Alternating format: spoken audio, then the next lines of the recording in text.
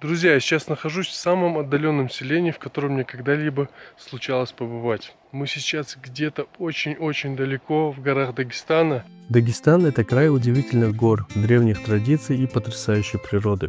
Сегодня я отправился в горный аул Нижние Хваршини в Цумадинском районе. Это место поражает своим очарованием и уникальной культурой. Давайте узнаем, как здесь живут люди, чем они занимаются и что делает это село таким особенным.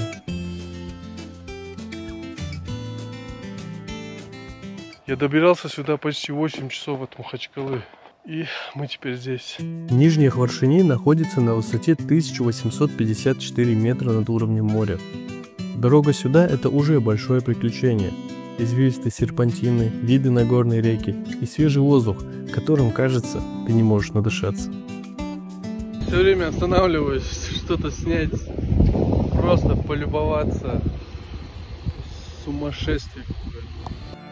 Цумадинский район – один из самых удаленных и живописных уголков Дагестана. Здесь люди веками жили в гармонии с природой, сохраняя свои традиции и культуру.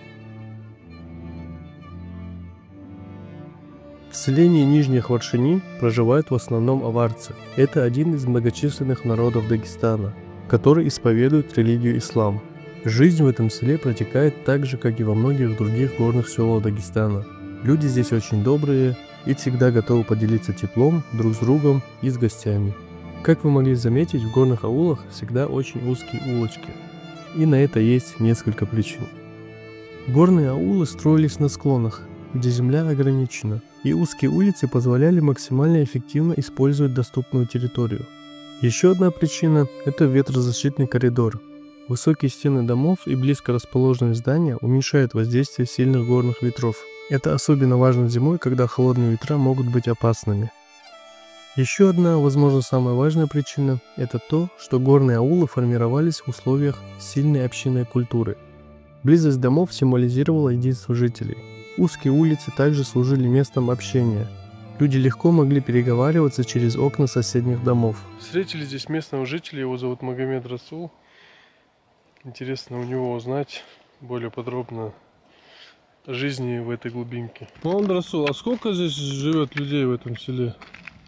В селе людей не знаю, ну хозяйство 35 что ли. 30... А раньше сколько было? Раньше было 92, когда я знал. Они как дорога пришли на машине и уходят на равнине все. Как появилась дорога? Да. На дорогу тоже ушли, но после дороги большинство уже... Раньше, когда на Ишаку возили там что-нибудь, в то время больше людей жили здесь. В то время у нас было где-то 200 хозяйств. 92 здесь жили, то что я знаю. После этого, короче, сейчас дорога, условия там, за деньгами бежит все на равнине. А мне здесь рай, альхамдулилля. Тебе нравится, да, тут? Конечно нравится, просто сам хозяин, свежий воздух, без химикатов, без смута, без лишних разговоров, альхамдулилля. Все отдано Аллахом, все, что еще надо нам? Чем здесь занимаются местные жители? Ну, обычно животноводство, там скот, барашки. Ну, не особо так много держат, просто чуть-чуть держат. Чуть-чуть держат? Для себя просто, чтобы не нуждались другого. Скотоводство – это основной источник дохода для многих семей. Эти животные дают молоко, мясо, шерсть. Все это помогает выживать в условиях гор. Вот для этого я тоже собрал вот это и это. Вот сюда сейчас надо будет вниз кидать бичкам. Пойдем, покажу, где как кормят. Иншаллах.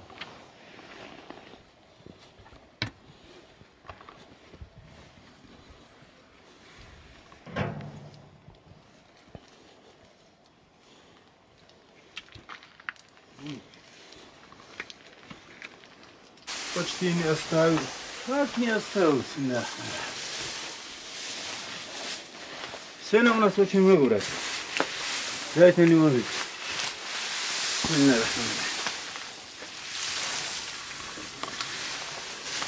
Каждый год именно так. Мирно, тихо, мирно.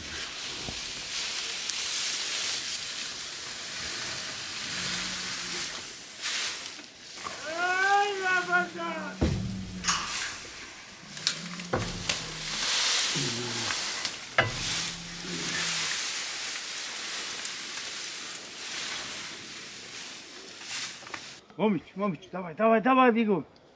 На аварский ты потом она заучится, по-русски тоже надо.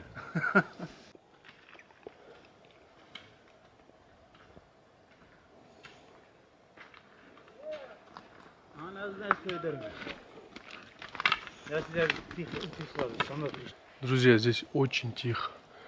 Вот видите, позади меня, вот на крыше мечети стоят ребята, на метров 200 туда. И слышно, о чем они разговаривают. Настолько здесь тихо. Магомед Расул настоял на том, чтобы мы зашли к нему домой, выпить чай. Но он все-таки немного стесняется камеры.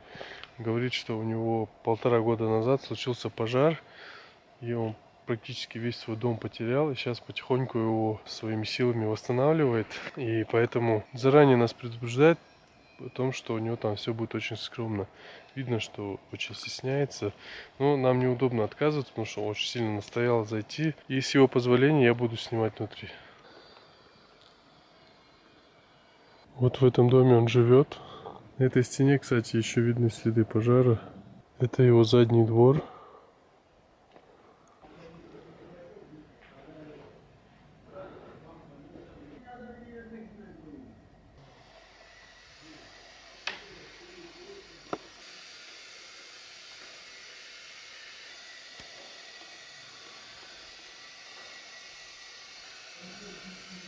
Мягкий таблетку она не стала.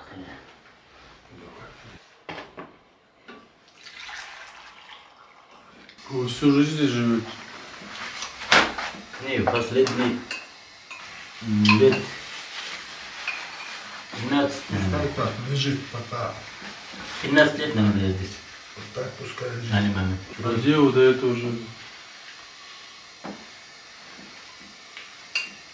Родился здесь и до 3 класса был дома. После этого на учебу. Махачкалу? Не, Араб туда-сюда. Поселок. Учебу. А чем вы тут занимаетесь? Чем заниматься? Слонами, барашками, бичками. Барашки что? Барашки, бички. Бички? А, бычки. А вот выращиваете этих животных, вы их потом продаете? Да. Единственный доход? Да. Могу доходы делать разные. У меня профессии очень много. Какие у вас профессии? Все. Мастер на сервисе, дурак. Вы на тракторе ездите, да? Да, чуть-чуть. Вы вот эти дороги обслуживаете? Нет, короче, я не обязан. Просто ради Аллаха я могу делать. Ну, если бы не делали, кто делал бы? Не знаю. Ждали, короче, там, пока стоял там, через неделю, 2-3. Не приедут, да? Долго. Тут газ есть? Нет.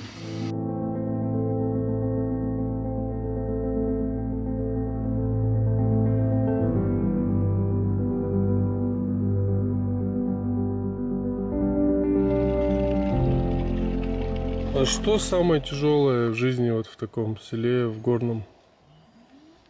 Если нету техника, вот людям, которые недоступны, вот тогда будет тяжело. А так тяжело ничего нет. Сейчас, альхамдулилля, все есть, техника есть. Проблемы нет. Тяжело, что быть может. Но от государства ничего не ждать лучше. Надеяться на Всевышнего и иметь свою силу. Вот у меня бичок орет. Сколько лет это село, я не знаю просто. Историки даже нам не говорили, что от такое времени это. Нас когда переселили отсюда, в сторону Чечню, там, Сенмен-Таузани, возле Мохки. Там жили, короче, родители. Оттуда они, когда чеченцы вернулись обратно пришли, жили они в Муцалауле. У него дома жили наши родители. Он еще хотел оставить меня туда. Я не хотел там остаться. Я хотел дальше учебу делать, учиться пойти. Потом пришел домой. Вот родители с Муцалаула тоже там не оставались, отец мне говорит. Я, говорит, то, что видел там происходит среди людей, я бы, говорит, боялся, когда я уже утробе маленький, он оттуда зимой переселился сюда, в этих горах. И тут сделал вокруг быстренькие стенки, и внутри земли, говорит, заполнено было целую зимой. Внутри, короче, огонь поставил, да костер там. И выкинул, говорит, целую зиму, разгружал, говорит, этот дом от земли. Если я, отец мне говорит, если я бы там остался, говорит, моя семья, я боялся, говорит, чтобы они будут кафирами. Иман не будет, говорит. То, что там происходит по городам, то, что видно там, то, что делает народ, все плохое, чтобы от нее опасался, и поэтому отец перешел сюда обратно, в горах. Он там работал, в то время еще в виноградных садах, там бригадиром или кто там, не помню точно. Он хозяином там был, короче, вроде виноград собирать, командовал и собирали, короче, там завод сдавал, там хозяином почти был. Всю эту работу бросил, он приехал сюда в горах, чтобы оставаться с единым Всевышним Аллахом.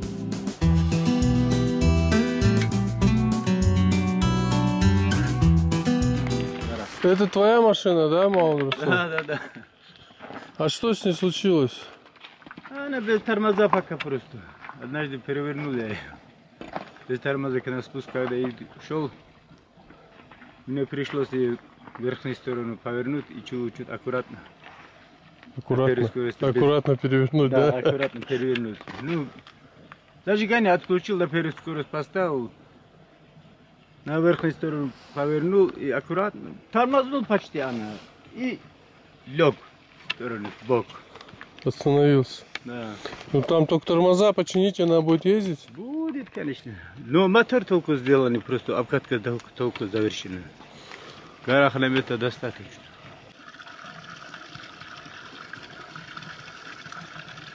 А вот целый день чем занимаетесь? Как целый день? Ну, овцы пасутся, вы что делаете? Ага. Вот эти книги для чего это? Таран для чего? А люди здесь в селе чем занимаются? По-разному. Школа есть? Есть. Кто в школе, кто кому молится, тому и как сказать, ибадат кому кто хочет делать, кто Всевышнему, кому, кто там дела что-то, барана, дела, кто там дела деньги, ради чего человек собирается жить. И тем и занимается человек, каждый, либо не либо. Ну, здесь обычно, кто работники, это работа. Основное, там сейчас время телефон, интернет и все. А вы ради чего живете? Ради удовольствия Аллаха, алхамдулилlah. Больше ничего нет. Ради чего жить? Все любят сейчас хвалачу. Хвалачу? Ну, жаль, все хвала. Для хвалы. На показ. Не для, ну, для показа и заодно все хотят, чтобы его похвалили. Да. Если я делаю это просто для показухи, там, сверх так, хвала только Аллаху Всевышнему говорит.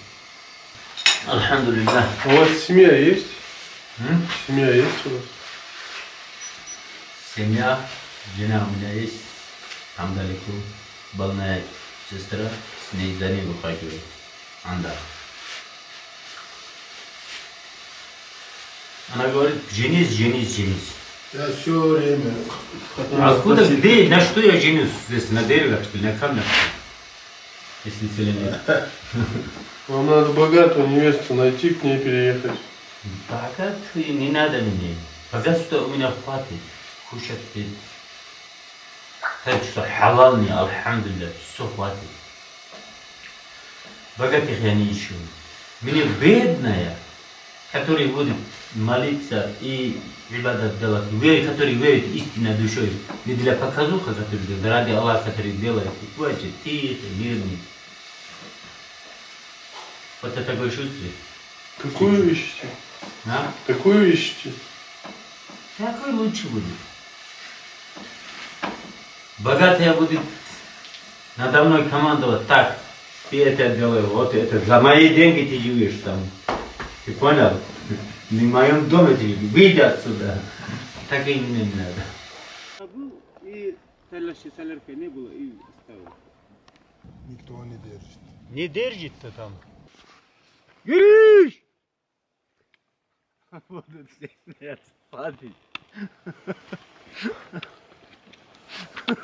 Они всегда, особенно не как они зовут местные. Они говорят йо, как собака лает. А я говорю, Гриш, все, хватает. Они за мной повторяют это местные потом. Да, а ты говоришь Гриш, а мы йо. Друзья, я первый раз вижу, чтобы все коты, которые есть у него во дворе, сколько, 4 у тебя? Да. Они все за ним ходят, куда бы он ни пошел. У тебя пастушьи коты, ты идешь Да пасти, вот, они там, идут вот с там тобой. она пасет уже барашки, видишь? Гриш! Зачем? Пали!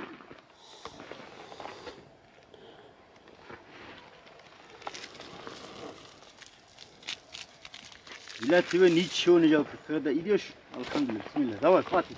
Много нельзя. Конфеты дал ей? Да. Я всегда, каждый день, по одной шоколадке там, который... Вот, смотри, они увидели, что ты дал конфеты. А этот барашки, они там. Вот нападут. Самые любимые. Гириш! Хэкко! Алабаджай! А, смотри. Приучены.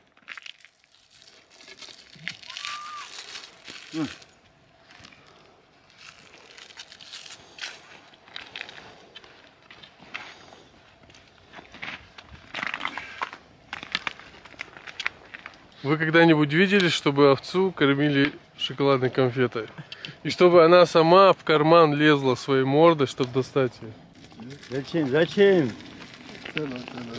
Не надо, оставь. По одной достаточно. Это что за порода? Это аварский. Аварская есть такая порода? Есть там еще, да. Аварская порода, и есть там еще, там, это грузинский, как это называется. Вот это у него, видишь, шерсть, грудь. Да, как тигра. грива, да. Вот я хотел поэтому спросить. О, видишь.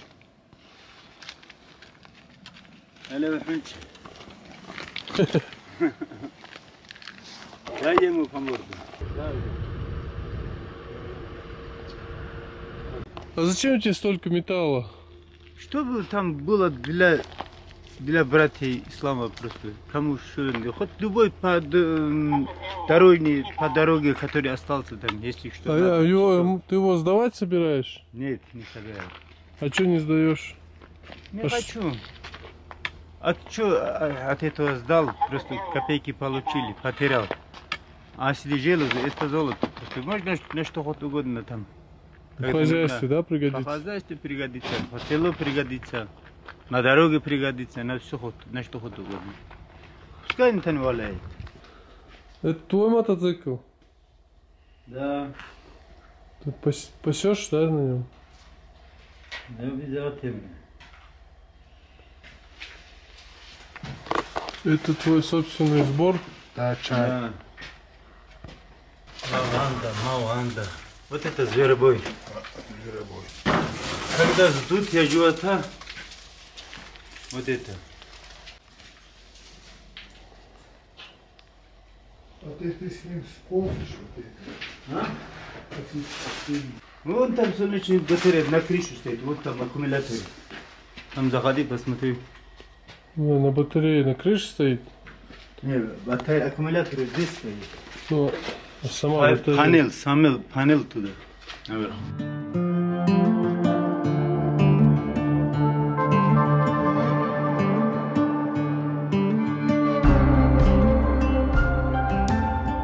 Друзья, если вам нравится такой формат видео, обязательно дайте мне об этом знать. Пишите комментарии, ставьте лайки.